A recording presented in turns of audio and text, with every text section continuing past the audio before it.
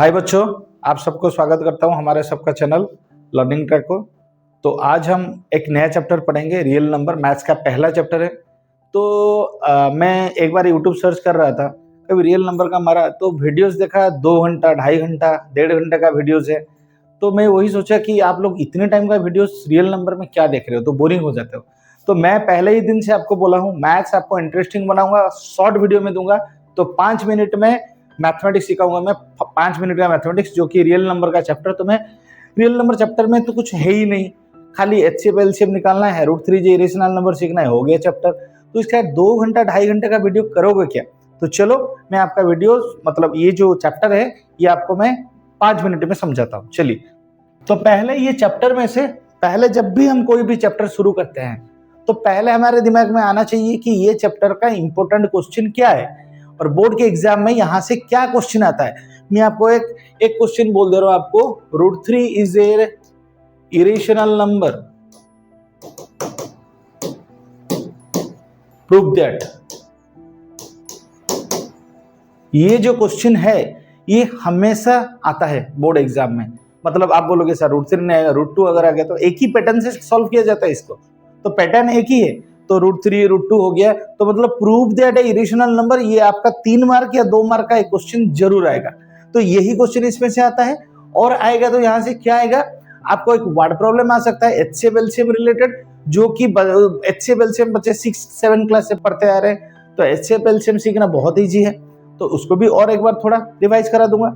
और आपका रहा, और इसमें क्या आएगा, छोटा मोटा 2 मार्क का क्वेश्चन आ जाता है कि प्रूव दैट कि 6 to the power n never end with digit 0, और कि प्रूव दैट ये कंपोजिट नंबर है। बस ये हो गया, इतना ही चैप्टर है। बट ये चैप्टर को 2 घंटा 2.5 घंटा की वीडियो बना के इसको बहुत बड़ा हो जाएगा, तो आप लोगों को सीखने में के लिए भी प्रॉब्लम होगा और आपको बोरिंग भी लगेगा। चलो मैं आपको 5 मिनट में ये चीजें समझाता हूँ। तो पहला आ गया कि रियल नंबर में जो पार्ट में है एचसीएफ और एलसीएम। तो मान लीजिए मैं 2 नंबर लेता हूं, 24 एंड 36। ये 2 नंबर है, सिंपल सा नंबर है। इसका आप एचसीएफ निकालोगे, कौन से तरीके से निकालोगे देख लीजिए। तो पहला है, आप तो ऐसे करके निकाल सकते हो दोनों को एक साथ, जो कि है 12 और ये हो गया 18, फिर 2 से किए 6, ये हो गया आपका 9, और इसके बाद 3 से डिवाइड हो रहा है, 3 2 जा, 3 3 जा, और नहीं हो रहा है तो इसको जो बोला जाता है फैक्टराइजेशन मेथड। ये जो है फैक्टराइजेशन मेथड है। तो यहाँ पे जो होगा एचसीएफ होगा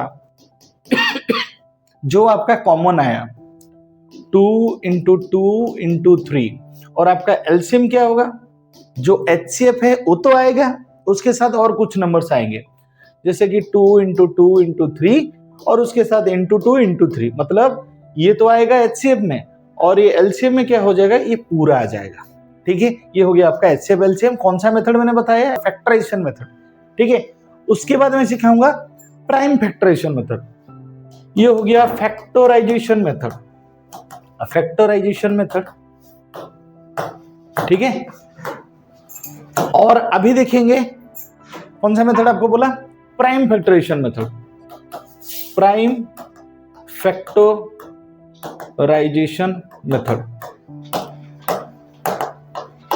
ठीक है, तो प्राइम फैक्टराइजेशन को तो इंडिविजुअली उसको फैक्टराइज करना चाहिए। तो जैसे कि 24 हो गया 2 से 12, 2 से हो गया 6, 2 से हो गया 3, और 36 का क्या आएगा, 2 से किए 18, 2 से किए 9, 3 से किए 3। तो इसका मतलब 24 का क्या मिला, 2 का पावर क्यूब इंटू 3। 36 का क्या हुआ, 2 का स्क्वायर इंटू 3 का स्क्वायर। तो यहाँ पे अगर हम एचसीएफ लेंगे और एलसीएम लेंगे तो कैसे लेंगे, आप सुनिए। एचसीएफ में हमेशा लिया जाता है सबसे जो कॉमन होता है, कम होता है और कॉमन होता है, दोनों में कॉमन आना चाहिए, वही होता है, क्योंकि इसका नाम है हाईएस्ट कॉमन फैक्टर। तो ये दोनों में कॉमन कितना है, यहाँ पे 2 3 बार है, यहाँ पे 2 2 बार है, तो 2 बार जो है वो कॉमन है। तो एचसीएफ में 2 आएगा 2 बार। अभी 3 यहाँ पे 1 बार है, 3 यहाँ पे 2 बार है, तो कौन सा लेंगे, सबसे कम 3 को 1 बार लेंगे। तो यहाँ पे क्या आ गया 12। देखिए हम लोग यहाँ पे भी वही निकाले थे, इसको मल्टीप्लाई नहीं किए थे, ये भी 12 हो रहा है, और इसका वैल्यू हो रहा है 4 × 3 12, 12 × 6 12 × 24 372। ठीक है, तो यहाँ पे एलसीएम क्या होगा, देखो जो सबसे हाईएस्ट है, तो 2 का पावर क्यूब इंटू 3 का पावर कौन सा लेंगे, 3 एक बार, 3 दो बार, 3 को 2 बार लेंगे, तो यहाँ पे क्या आ रहा है 72 आ रहा है। तो जैसे भी आप कीजिए, आपका एचसीएफ और एलसीएम निकालना, तो ये दो मेथड हो गया। और एक मेथड लास्ट सीखेंगे, वो जो है वो है long division method. Long division method में आपको बता देता हूं, ये जो मेथड है ये जो होता है ओनली एचसीएफ निकालने के लिए होता है, एलसीएम निकालने के लिए नहीं, ये ओनली एचसीएफ निकालने के लिए होता है। तो ये हो गया आपका 24 और ये हो गया 36। डिवीजन करेंगे, बड़े नंबर को छोटे नंबर के साथ डिवीजन करेंगे, और ये डिवीजन कब तक चलता रहेगा, जब तक रिमाइंडर जो है 0 ना आ जाए, ये डिवीजन चलता रहेगा। तो इसका मतलब सर डिवीजन में कैसे 0 होएगा, देखिए 24 बन जाए 24, कितना आया 12, फिर ये हो गया 24 12। अभी देखो क्या मैंने किया, यहां पे जो रिमाइंडर आया वो बन गया डिवीजर, और पहले जो डिवीजर था वो बन गया डिविडेंड। ठीक है, 12 2 जा 24 आ गया 0। अगर इधर 0 नहीं आता फिर क्या होता, यहाँ पे जो होता वो बन जाता डिविडेंड डिवीजर, और ये जो 12 है ये बन जाता आपका डिविडेंड। समझ में आया? तो यहाँ पे ऐसे करते हुए हमें चलना है जब तक 0 ना आ जाए, और तब में जो होगा लास्ट जो होगा आपका डिवाइजर वही बनेगा आपका एचसीएफ। तो एचसीएफ क्या बना, एचसीएफ बना 12। देख लीजिए आप, तीनों में एक हो गया आपका फैक्टराइजेशन, एक हो गया प्राइम फैक्टराइजेशन, एक हो गया डिवीजन। ये तीनों मेथड में आपका जो है एचसीएफ जो है सेम है, एलसीएम जो है वो भी सेम है। ठीक है, और यहाँ पे हम लोग एक रिलेशन देखेंगे, क्या, दो नंबर और जो ये जो दो नंबर और जो है आपका एचसीएफ और एलसीएम का जो रिलेशन, ठीक है, क्या है रिलेशन, रिलेशन है product of two number is equal to HCF into LCM. तो इसका मतलब चलिए हमने लॉन्ग डिवीजन मेथड से एचसीएफ निकाला, चलो ये मेथड डाल के हम एलसीएम निकालते हैं। एलसीएम 72 है, हमें पहले से ही पता है, बट हम लोग यही मेथड डाल के उसका वैल्यू 72 निकालेंगे। तो प्रोडक्ट ऑफ टू नंबर, इसका मतलब हो गया 24 into 36 is equal to HCF आपका क्या था 12, एलसीएम हम लोग निकालेंगे। ठीक है, तो क्या करेंगे, 12 उस तरफ मल्टीप्लाई होके है इस तरफ ले आएंगे, डिवाइड हो जाएगा, तो क्या बनेगा LCM is equal to 24 into 36 divided by 12, 12 से काटेंगे तो 2, तो एलसीएम क्या बना बेटा 72 ही बना। ठीक है, तो ये हो गया आपका एचसीएफ और एलसीएम निकालने का तरीका, और ये जो है ये पहला चैप्टर में आपका ये एक टॉपिक है। इसके रिलेटेड भी 1-2 मार्क का क्वेश्चन आ भी सकता है, नहीं भी आ सकता है, इतना भी इंपॉर्टेंट नहीं। इसका जो मेन इंपॉर्टेंट है मैंने पहले चैप्टर स्टार्टिंग में आपको लिख दिया, prove that √3 is A irrational number. और क्या है, सेक्शन कभी and not and with digit 0।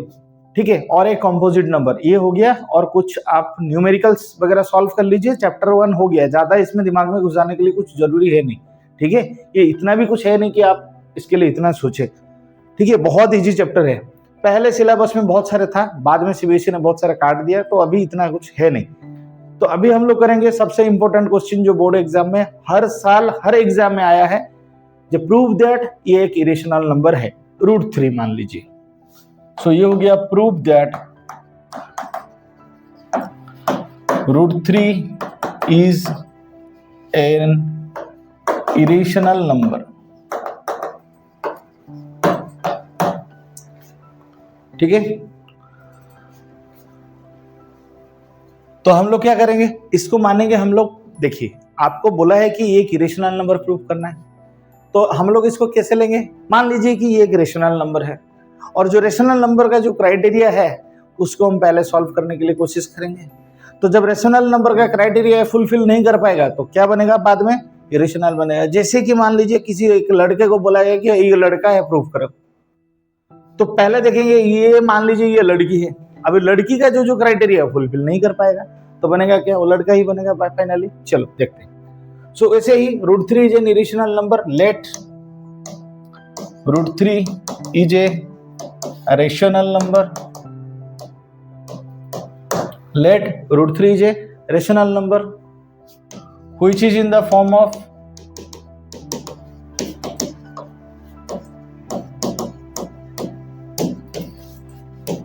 P by Q, where P and Q are integers Q not equal to 0, ये सब लोग लिखाते हैं। बट यहाँ पे और एक चीज हमें एक्स्ट्रा ऐड करना है, P and Q are coprime numbers. P and Q are coprime number. Coprime का मतलब क्या है आपको बता देता हूँ। प्राइम नंबर किसे बोला जाता है? जिसका दो फैक्टर होता है। पहला तो 1 और वो खुद, दूसरा जो है उसका ऑपोजिट है कॉम्पोजिट। कॉम्पोजिट जिसका 2 से ज्यादा फैक्टर्स होते हैं, ठीक है। को प्राइम नंबर क्या होता है? को प्राइम नंबर कोई भी दो नंबर हो, फर्क नहीं पड़ता, बट उसका जो कॉमन फैक्टर है वो 1 आना चाहिए। जैसे कि मान लीजिए 2 एंड 3, 2 और 3 का कॉमन फैक्टर क्या है? इसका 1 और 2 है और इसका 1 एंड 3 है, तो इसका मतलब ये जो है कॉमन फैक्टर 1 ही है, 1 के अलावा और कोई नंबर नहीं है। तो इसका मतलब ये जो दोनों है, ये दोनों क्या है? को प्राइम नंबर्स हैं। और एक दो नंबर लेते हैं, कॉम्पोजिट दो नंबर ले लेते हैं, मान लीजिए 4 और 9। 4 का क्या है? 1 2 4। 9 का क्या है? 1 3 9। आप लोगों को कॉमन क्या मिल रहा है? 1 ही मिल रहा है, तो ये दोनों भी क्या हो गया? को प्राइम नंबर हो गए। तो को प्राइम नंबर कोई भी दो नंबर हो सकते हैं, इसके लिए उसको प्राइम होना या कॉम्पोजिट होना कंपल्सरी नहीं है, कोई भी दो नंबर हो सकते हैं।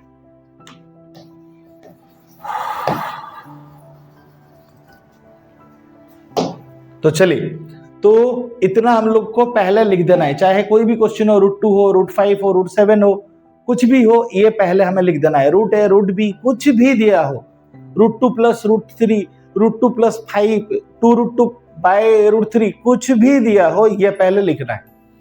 उसके बाद √3 = p/q, √3 का होल स्क्वायर = p/q का होल स्क्वायर। इसको हम लिखेंगे squaring the both side, squaring the both side.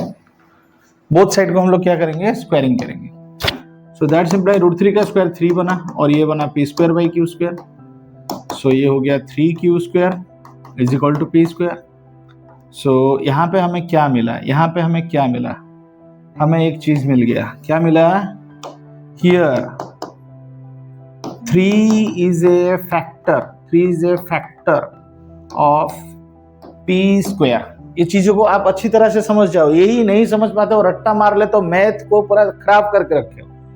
Maths जो है रट्टा मारने का चीज नहीं है, समझने का चीज है। बहुत इजी चीज होता है, लाइंस बहुत बड़ा बड़ा होता है जो कि भारी भारी लगता है, कुछ भारी वाला चीज है नहीं। देखिए आप, जैसे कि मान लीजिए 6 का स्क्वायर बनता है 36, ठीक है। 6 का जो स्क्वायर बनता है क्या बनता है? वो 36 बनता है, ठीक है। इसको मैं साइड से लिखता हूं और थोड़ा समझ में आएगा। 6 का स्क्वायर होता है 36। तो मुझे एक बात बताइए, 2 जो है 36 का फैक्टर है या नहीं? 2 जो है 36 का फैक्टर है, और 36 जो है वो किसका स्क्वायर है? 6 का स्क्वायर है। तो इसका मतलब 2 जो है 6 का भी फैक्टर होगा या नहीं? बताइए, होगा ना? होगा या नहीं? मैं यही लिखा हूं, देखिए, क्योंकि 6 को अगर मैं तोड़ के लिखूंगा क्या होगा? 2 × 3, तो 2 × समथिंग, तो 2 है ना, तो इधर तो वही लिखा गया, p² का वैल्यू 3 × समथिंग। तो इसका मतलब 3 जो है p² का फैक्टर है, तो इसका मतलब 3 जो है ऑल्सो p का फैक्टर। तो 3 is a factor of p। तो अगर p का फैक्टर हुआ तो इसको और थोड़ा हम लोग ये कर लेंगे कि लेट जो p का वैल्यू है, p कैसा वैल्यू होगा? 3 × समथिंग फॉर्मेट में होगा, 3 × m। p को हम लोग ले लेते हैं 3m। तो अगर p 3m हो गया, p अगर 3m हो गया, तो p का वैल्यू जो 3m है उसको लेके हम यहां पे डाल देंगे, किसमें? ये जो है इक्वेशन 1 में। इसको हम कहां डाल देंगे? इक्वेशन 1 में डाल देंगे। ये है इक्वेशन 1, इसमें हम लोग डाल देंगे। तो इधर लिखेंगे क्या? Now put the value of p in equation 1। Equation 1 में इसका वैल्यू पुट कर देंगे। तो इक्वेशन 1 में जब पुट करेंगे तो हमें मिलेगा क्या? चलिए देखते हैं। p की जगह 3q² रहने दो, p की जगह हम लोग डाल लेते हैं 3m का स्क्वायर। तो क्या बन रहा है? 9m²। तो 3 को अगर काटेंगे तो 3 होगा, तो q² का वैल्यू है 3m²। तो क्यू स्क्वायर क्या निकला? 3m²। जैसे कि पी स्क्वायर निकला था 3q², उसी तरह क्यू स्क्वायर निकला 3m²। तो इसका मतलब क्या हुआ कि 3 जो है क्यू स्क्वायर का एक फैक्टर है। अगेन हमें क्या मिला? वही चीज मिला जो हमने पहले निकाला था, हमें फिर से वही चीज मिला। क्या मिला? कि 3 is A factor of Q square, so 3 is A factor of Q also. तो यहां पे आप लोगों को एक चीज मिल गया ना, क्या? जो 3 जो है वो दोनों का फैक्टर है। किसका किसका? P का भी है, Q का भी है। Here 3 is A factor of both P and Q। तो मुझे एक बात बताइए, हम लोगों ने पहले क्या देखा था कि P एंड Q का जो कॉमन फैक्टर है 1 के अलावा कोई और नहीं होना चाहिए, क्योंकि वो दोनों को प्राइम नंबर्स थे। बट यहाँ पे क्या निकल गया? 3 निकल गया। मैंने आपको बोला था कि इसको मान लेते हैं कि ये लड़की है, बट लड़की का क्राइटेरिया फुलफिल नहीं कर पाया तो ये लड़का है, वही हुआ। इसको हमने रेशनल नंबर मान लिया था, तो इसने क्या हुआ? रेशनल नंबर का जो क्राइटेरिया है उसको फुलफिल नहीं कर पाया, तो इसका मतलब ये है कि ये क्या है? इरेशनल नंबर है। ये इतना हम लोगों का हो गया। तो हम लोग इधर लास्ट फाइनल 2 स्टेप लिखेंगे। क्या लिखेंगे? सो आवर एजम्पशन का मतलब है हमने जो सोचा था इज रॉन्ग। हमने जो सोचा था वो क्या है? रॉन्ग है। Therefore, √3 is an irrational number root। और ये जो है, आप कुछ भी कर लो, 10 क्लास के मैथमेटिक्स का जो क्वेश्चन पेपर है, इसके अलावा क्वेश्चन पेपर बन ही नहीं सकता। तो इसको आप कुछ भी करो, रट्टा नहीं मारना है, इसको 2 बार 3 बार लिखना है, काम खत्म, जिंदगी भर दिमाग में सेट हो जाएगा। तो ये आपका सबसे इंपॉर्टेंट क्वेश्चन जो है मैंने आपको करा दिया। ये मैं चैप्टर समझा रहा हूँ, चैप्टर समझाने के अंदर में क्वेश्चन आंसर सॉल्व नहीं करता। चैप्टर का बेसिक ऑलरेडी मैंने 2 मिनट में आपको दे ही दिया, और इसका कुछ इंपॉर्टेंट क्वेश्चंस मैं आपको करा रहा हूँ। एक्सरसाइज तो मैं कराऊंगा, एक्सरसाइज का वीडियो बाद में आपको मिलेगा, बट ये कुछ इंपॉर्टेंट क्वेश्चन है जो कि बोर्ड के एग्जाम में आता है, ये मैंने करा रहा हूँ। ठीक है, उसके बाद और एक टाइप का क्वेश्चन आता है, प्रूव दैट। ये क्वेश्चन आपको एनसीईआरटी एक्सरसाइज में मिल जाएगा। ठीक है, तो इसको प्रूव कीजिए कि section never and with digit 0। तो ये क्वेश्चन को कैसे प्रूव करें, कैसे लिखें? ये कितना मार्क का क्वेश्चन आता है? ये 2 मार्क का सिर्फ आता है क्वेश्चन। तो आपको बस 2 लाइन लिखना है, 2 सेंटेंस, आपको 2 मार्क मिल जाएगा। क्या? पहले आपको जानना पड़ेगा कौन सा जो है डिजिट 0 के साथ एंड होता है। तो ये जो होता है 2 × 5 whole to the power n, ऐसा अगर नंबर का पैटर्न बने तो इसका जो है डिजिट एंड विथ 0 होता है। बट इसका जो है ऐसे पैटर्न में नहीं आएगा, सो ये 0 and with not and with digit 0 होगा। तो यही सिंपल भाषा में इसको लिखना है आंसर। इसका शुरू करते हैं। अच्छा, the number which is in the form of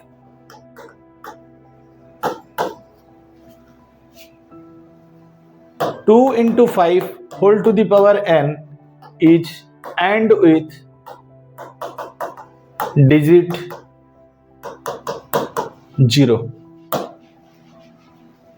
but here 6 to the power n is in the form of 6 को तोड़ देंगे 2 × 3, 2 × 3 whole to the power n। So it never end with digit 0। ठीक है, ये आपका और एक क्वेश्चन हो गया। और एक क्वेश्चन करा देता हूं, लास्ट फिनिश। जैसे कि हो गया 3 × 5 × 7 × 11 प्लस 11 कि prove that it is a composite number, is a composite number. ठीक है, तो ये कॉम्पोजिट नंबर है, प्रूफ करना है। तो कॉम्पोजिट नंबर कैसे प्रूफ करेंगे? मान लीजिए ये पूरा सेंटेंस है, ठीक है, इसका ये एक पार्ट है और ये एक पार्ट है। हम लोग पहले में जस्ट चैप्टर के पहले स्टार्टिंग में ही आप लोग को बोल चुका था कॉम्पोजिट नंबर क्या है। कॉम्पोजिट नंबर क्या है? जिसका 2 से ज्यादा फैक्टर्स हैं। ठीक है, तो आंसर इसका शुरू करते हैं। 3 × 5 × 7 × 11 प्लस 11। तो यहाँ पे मैं क्या करूंगा, 11 कॉमन ले सकता हूँ इसमें और इसमें। देखिए ये एक पार्ट है और ये एक पार्ट है, दोनों पार्ट में 11 है। तो 11 को अगर मैं कॉमन ले सकता हूं तो इधर रहेगा 3 × 5 × 7 प्लस इस तरफ रहेगा 1। तो मैं क्या देखा, 11 इंटू समथिंग हुआ, 11 इंटू समथिंग हुआ। जैसे कि 6 क्या हो रहा था, 2 × 3, तो 2 इंटू समथिंग मतलब 2 उसका एक फैक्टर है। तो मुझे एक बात बताइए, 11 इंटू समथिंग एक नंबर का हो रहा है तो मतलब 11 उसका फैक्टर है। और एक फैक्टर क्या होगा, 1 तो और उसका एक फैक्टर होगा। 1 के अलावा और क्या फैक्टर होगा, खुद नंबर भी और एक उसका फैक्टर होगा। तो इसका मतलब 1 और खुद नंबर के अलावा 11 भी और एक फैक्टर निकल गया। तो इसका मतलब ये क्या है, देयरफॉर क्या लिखेंगे, हियर 11 इज ए फैक्टर